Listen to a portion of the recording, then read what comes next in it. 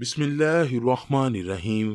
حضرت سیدنا امام علی کی بارگاہ میں خاتون حاضر ہوئی۔ اس خاتون نے حضرت سیدنا علی سے عرض کیا، اے امیر المؤمنین، دنیا میں وہ کون سے اعمال ہیں کہ جن کو کرنے سے عورتوں کی عبادت قبول نہیں ہوگی؟ حضرت سیدنا علی نے جواب دیتے ہوئے فرمایا، اے مومن خاتون، اس دنیا میں 3 ایسی خواتین ہیں جن کا کوئی بھی نیک عمل اللہ کے ہاں قابل قبول نہیں ہے جب تک کہ وہ سچے دل سے توبہ نہ کریں۔ اس نیک عورت نے حضرت امام علی سے عرض کی کہ اے حضور، وہ کون کون سی 3 عورتیں ہیں جن کا کوئی عمل، کوئی عبادت اللہ کی بارگاہ میں قابل قبول نہیں؟ حضرت سیدنا مولا علی نے فرمایا کہ جب تک وہ عورتیں سچے دل سے توبہ نہیں کریں گی تب تک ان کی کوئی نیکی قبول نہیں ہوتی۔ نمبر 1، ایسی عورت جو گندگی کا خیال نہیں رکھتی، پاکی اور ناپاکی میں کوئی فرق نہیں کرتی۔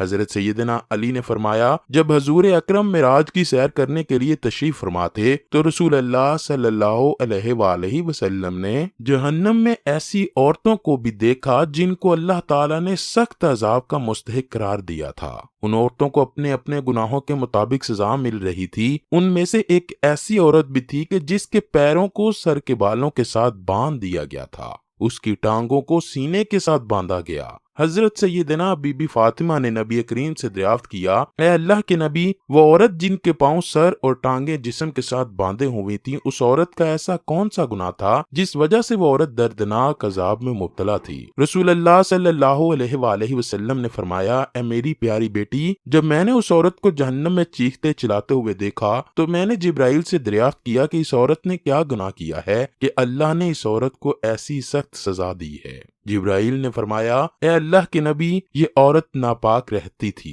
یہ پاکی اور ناپاکی میں کوئی فرق نہ کرتی تھی۔ جب اس پر غسل واجب ہو جاتا تھا تو یہ غسل کرنے میں تاخیر کیا کرتی، کافی دیر ناپاکی کی حالت میں اپنا وقت ضائع کیا کرتی۔ یہی وجہ ہے کہ اس کو دردناک عذاب سے دوچار ہونا پڑا۔ اسی لیے حضرت سیدنا علی نے فرمایا کہ ناپاک عورت کی کوئی عبادت قبول نہیں ہوتی۔ نمبر 2، ایسی عورت کی بھی کوئی عبادت قبول نہیں ہوتی جو اپنے سر پر دوپٹہ نہیں رکھتی اور غیر مردوں اور عورتوں کو اپنے خوبصورتی دکھانے کی خواہش مند ہوتی ہے۔ اس کی بھی کوئی عبادت قبول نہیں ہوگی جو عبادت کے دوران اپنے سر کو ڈام کے نہیں رکھتی۔ ایسی عورتوں کو یہ بات جان لینی چاہیے کہ یہ خوبصورتی ہمارے کسی کام نہ آئے گی، بلکہ یہ تو الٹا ہمارے اوپر گناہ ہوگا۔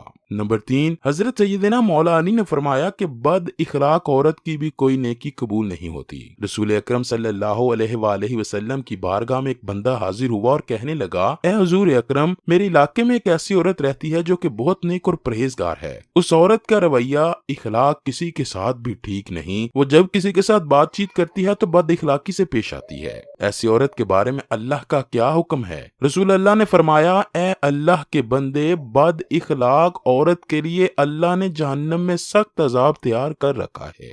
بد اخلاق عورت چاہے جتنے مرضی نیک کام کر لے، اگر اس کا اخلاق بہتر نہیں تو وہ جہنمی ہے۔ رسول اللہ کا فرمان ہے، تم میں سے بہتر وہ ہے جس کے اخلاق اچھے ہوں۔ ایک اور بندہ رسول اللہ کی بارگاہ میں حاضر ہوا اور کہنے لگا، اے اللہ کے رسول، ہمارے محلے میں ایک ایسی عورت ہے جس نے کبھی بھی کوئی نیک کام نہیں کیا۔ اس عورت کا اخلاق ہر انسان کے ساتھ اچھا ہے، وہ جب بھی کسی کے ساتھ بات کرتی ہے تو اس نے سلوک سے پیش آتی ہے۔ ہمارے علاقے کا ہر مرد اور عورت اس عورت کے اچھے اخلاق کی وجہ سے اس کی عزت و احترام کرتے ہیں۔ اس بندے کی بات سن کر حضور اکرم نے فرمایا، ایسی عورت جنت میں داخل ہوگی۔ اللہ سے دعا ہے وہ ہمیں نیک اعمال کرنے، برائیوں سے دور رہنے، رسول اللہ صلی اللہ علیہ وآلہ وسلم اور ان کی پاک آل سے بے پناہ محبت عطا فرمائے۔